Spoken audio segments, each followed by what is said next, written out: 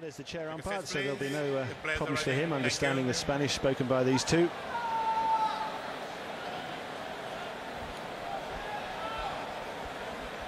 And we're ready to go.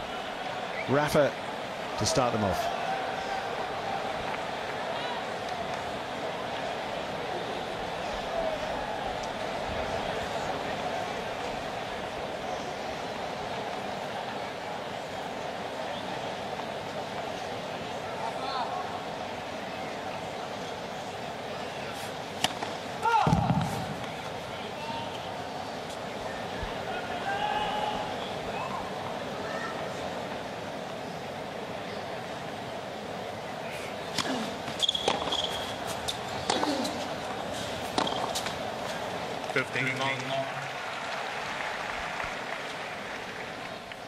Their series of meetings on the professional ranks dates back to 2005 in Doha. They first met, and again that year in Miami and also in Stuttgart. Their last meeting this year, Monte Carlo. Nadal lost just the one game.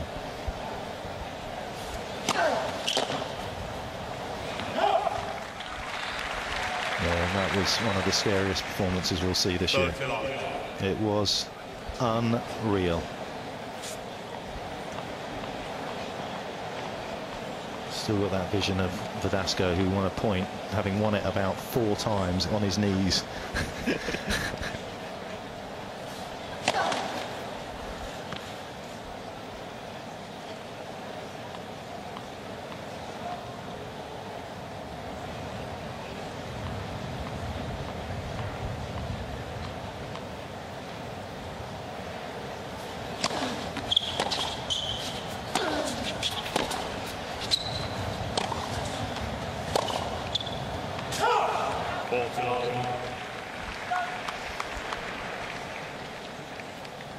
Nadal with 56 match wins and 5 titles so far this season.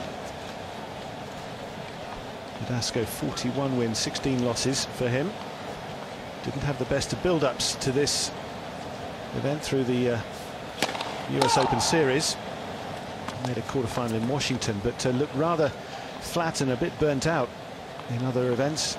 But how he's turned it around here.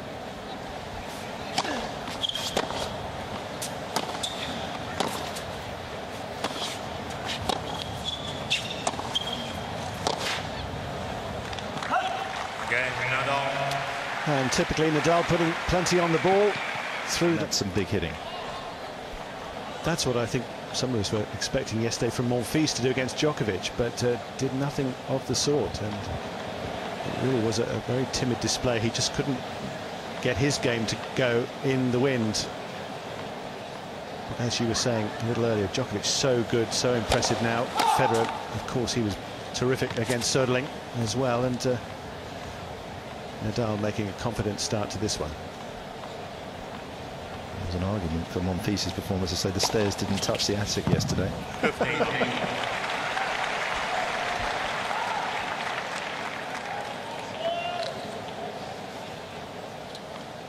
It was such a shame after the previous match that he played against Gasquet, when he mentally proved himself so strong and had exactly the right game plan in that one.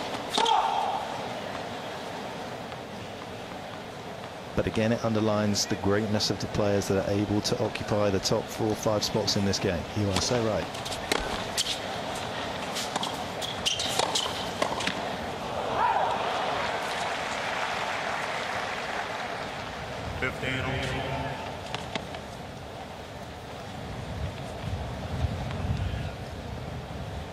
Also very impressed to see how Wozniacki dealt with it last night, with as young as she is, but she is the top seed and she has the look of a young lady, very much with her eyes on a first Grand Slam title.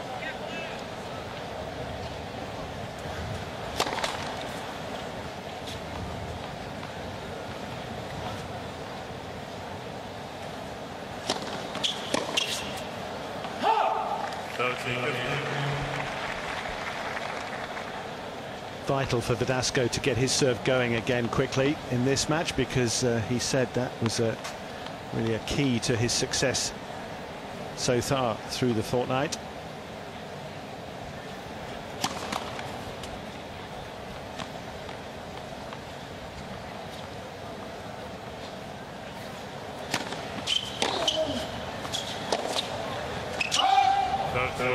thing that must help Rafa is the fact that in his last match he faced, another left-hander in Feliciano Lopez. Yes, and I think I'm right in saying that takes his record against lefties to 48-4. It's that good. Yeah. 2 of those to Lopez, 1 to Gilles Muller, and 1 to Chris Guccione. So, well, we built up a nice case for a Verdasco loss this evening.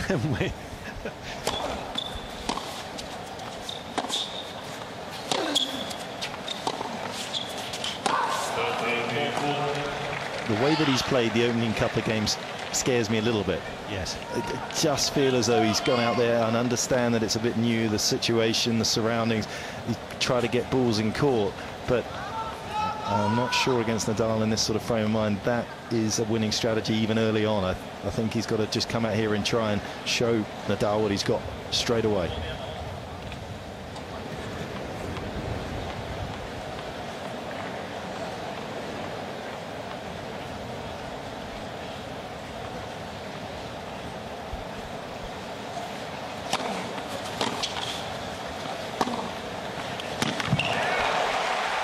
Well, if he can measure those kind of shots with that kind of 1-2 and finish the point quickly, that surely give him some hope. Yeah, and this is not what you want to be having to do too early on in the match, is save break points. And but at the same time, credit to Verdasco, he's done exactly that. Encouraging thing is that he has got enough on the ball to get it past Nadal.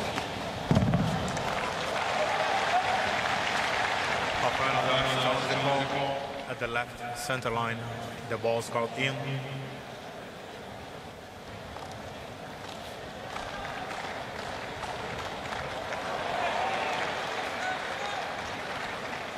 Advantage of Verdasco.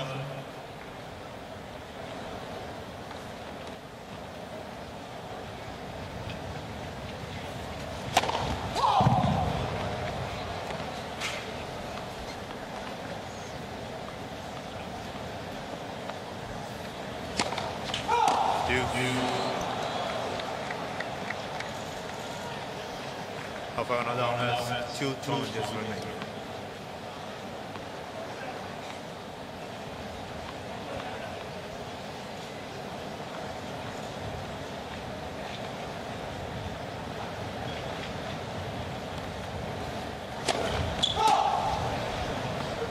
The general consensus is that it is hardest to play in this arena compared to the others with the wind.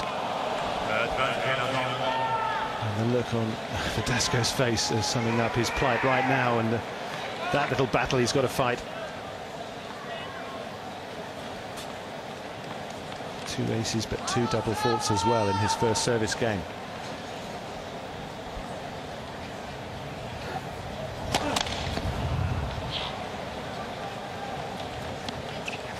His father Jose in the centre there.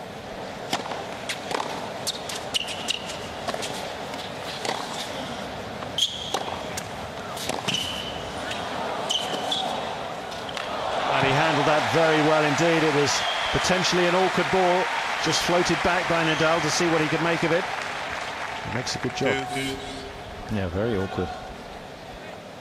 Not an easy shot, this one at all, for Verdasco to play and get enough on it, more importantly, so that Nadal couldn't have an attempt at the passing shot.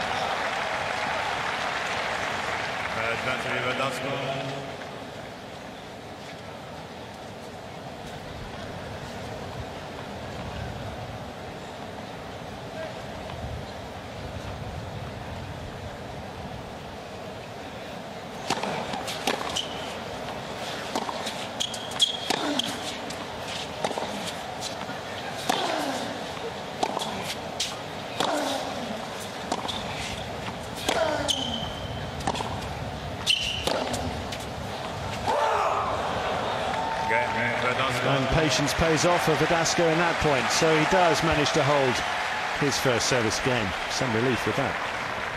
One game. Yeah, and he saved the break points well.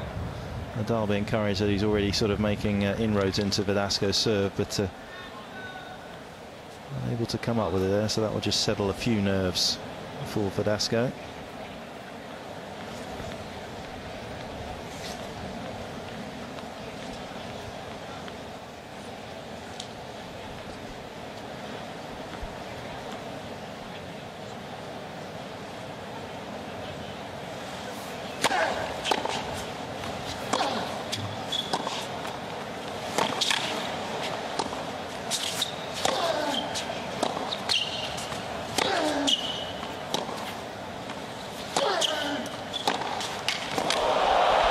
Some sting in that, and that is what he can bring to the court. Confident strike that will only help him. Love 15. Absolutely. Nadal giving him almost the option to take it up the line, almost tempting him to take it up the line there from outside the singles line. I'll be reticent to ask him the same question too often this evening if that's going to be Verdasco's response.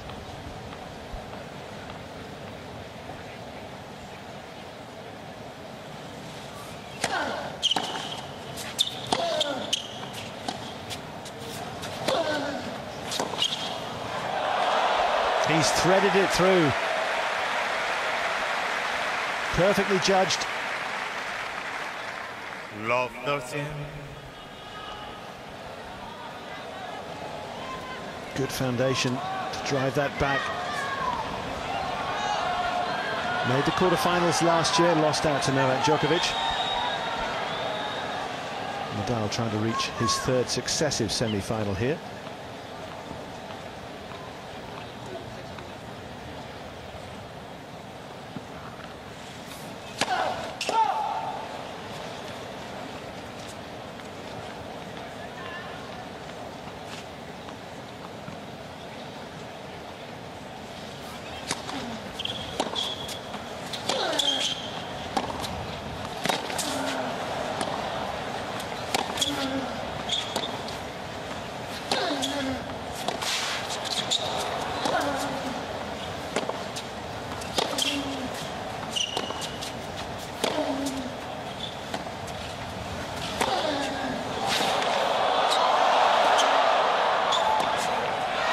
Super tennis, what a point. And Verdasco stood up to the charge from Nadal brilliantly. He did so well here to slide and recover, so he wasn't too far out of position. This time he takes the backhand pass up the line.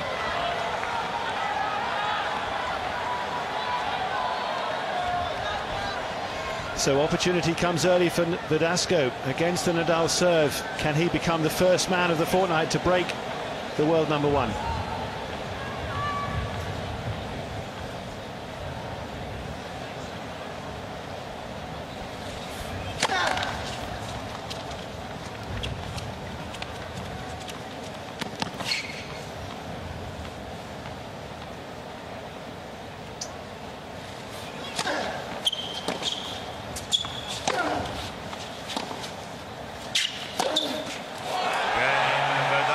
He has the breakthrough in front, early doors against Nadal, taking the challenge to the top seed.